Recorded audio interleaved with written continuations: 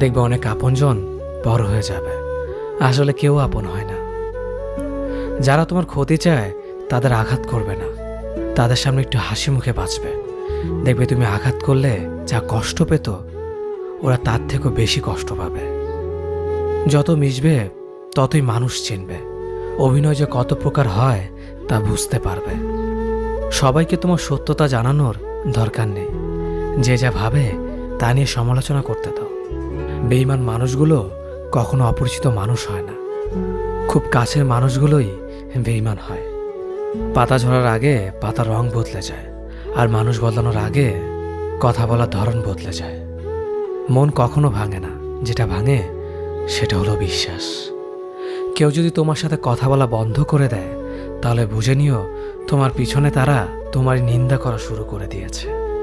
ভুল মানুষের কাছে প্রত্যাশা রাখি বলে আমরা